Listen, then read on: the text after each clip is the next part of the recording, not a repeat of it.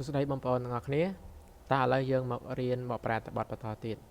បាទនេះជាអត្ថបទមួយដែលនិយាយអំពីតារាសម្ដែងមួយរូបបាទជាជនជាតិឥណ្ឌាបាទនេះគឺជារូបគាត់បាទតោះ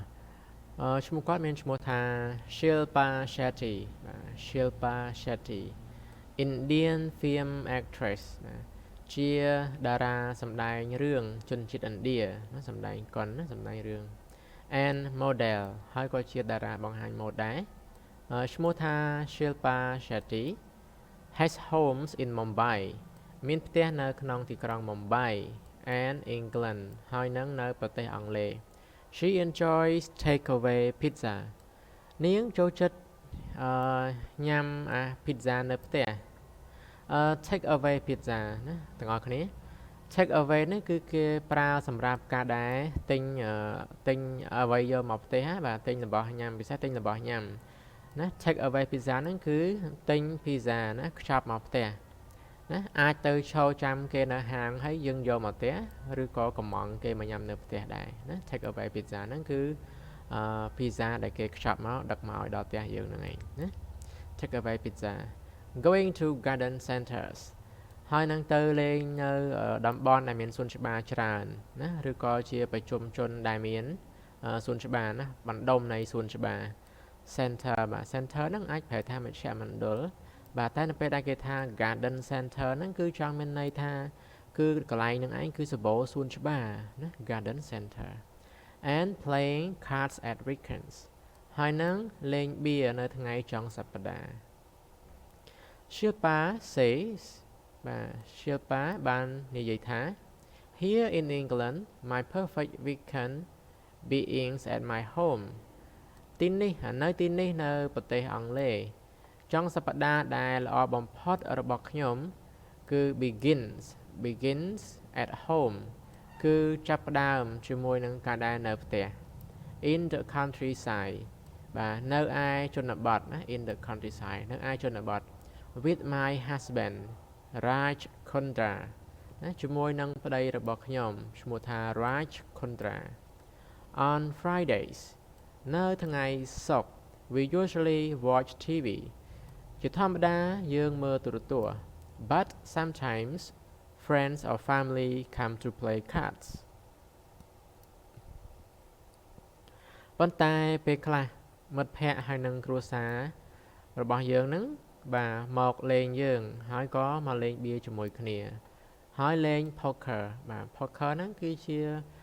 ប្រភេទបៀណាលេង poker ដូចខ្មែរយើងមានស៊ីគូមានកតេមានអីចឹងហើយនៅបរទេសក៏គេលេងបៀដែរប៉ុន្តែគេលេងបៀឈ្មោះហ្នឹងយ៉ាងលេង poker ហើយប្រហែលជាអ្នកខ្លះហ្នឹងខ្ញុំឮគេថាគេលេងអផែណាខ្ញុំក៏អត់ស្គាល់ដែរថា poker ហ្នឹងគេលេងរបៀបម៉េច I love poker ណាខ្ញុំចូលចិត្តលេង poker we get a take away pizza ណា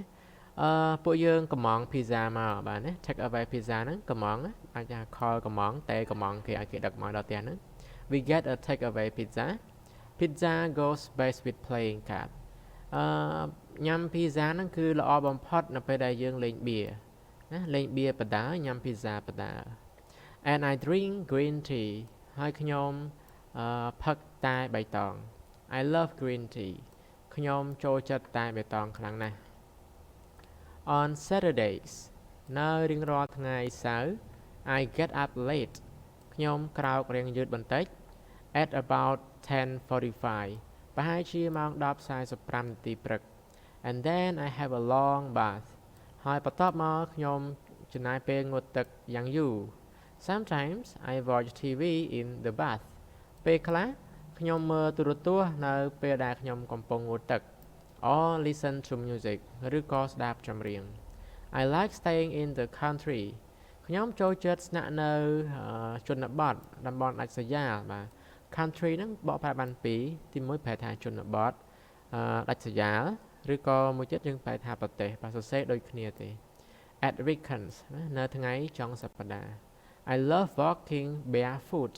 ខ្ញុំចូលចិត្តដើរដោយជើងទទេណា barefoot ហ្នឹងគឺដើរដោះស្បែកជើងណាដើរជើងទទេ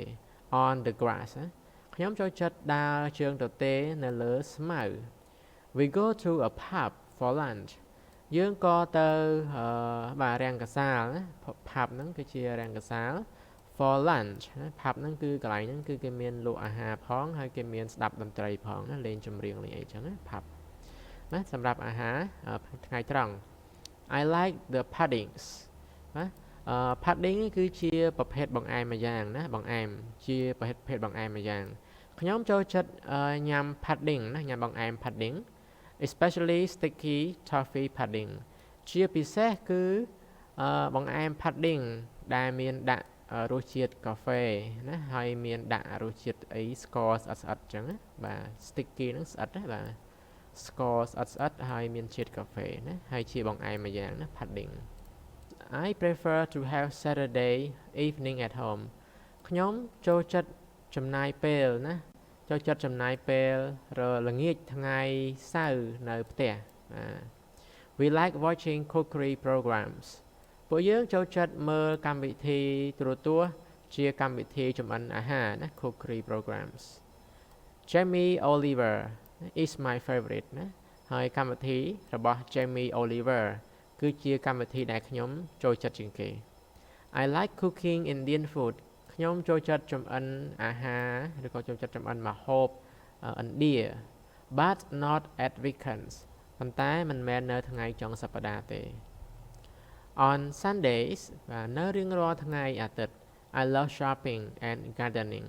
ខ្ញុំចូលចិត្តដើរផ្សារដើរទិញអីវ៉ាន់ហើយនឹងទៅមើលថែសួនមើលថែសួនច្បារឬក៏សួនផ្ការបស់គាត់ណា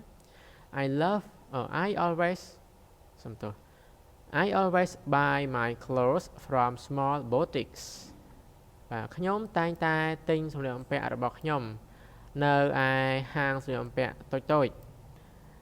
And I love visiting garden centers ហើយខ្ញុំក៏ចូលចិត្តទៅមើល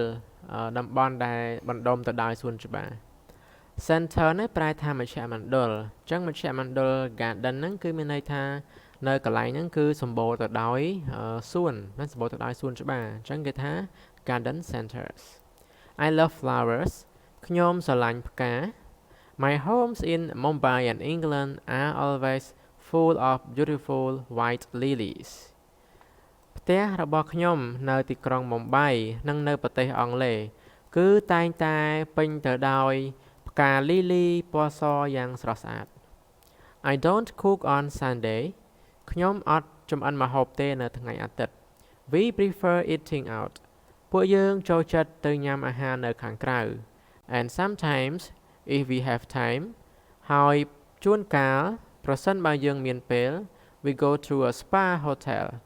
ពួកយើងទៅសន្តាគារដែលមានការ spa បាទ spa ហ្នឹងគឺជាការសម្រាកបែបដូចជាម៉ាសាណាម៉ាសាហើយក៏ងូតទឹកក្តៅអីហ្នឹង For a swim and a massage បាទសម្រាប់ការហែលទឹកហើយនឹងការម៉ាសាណាអញ្ចឹងគាត់ទៅអតែលបាទទៅអតែលដែលមានកន្លែងគេ spa ដែលគាត់ទៅហើយគាត់ទៅហែលទឹកហើយនឹងទៅឲ្យគេម៉ាសាឲ្យ It's a great way to end a perfect weekend វាគឺជាមធ្យោបាយដែលល្អមួយនៅក្នុងការដែលបញ្ចប់នៅចុងសប្តាហ៍ដ៏ល្អបំផុតរបស់ខ្ញុំណា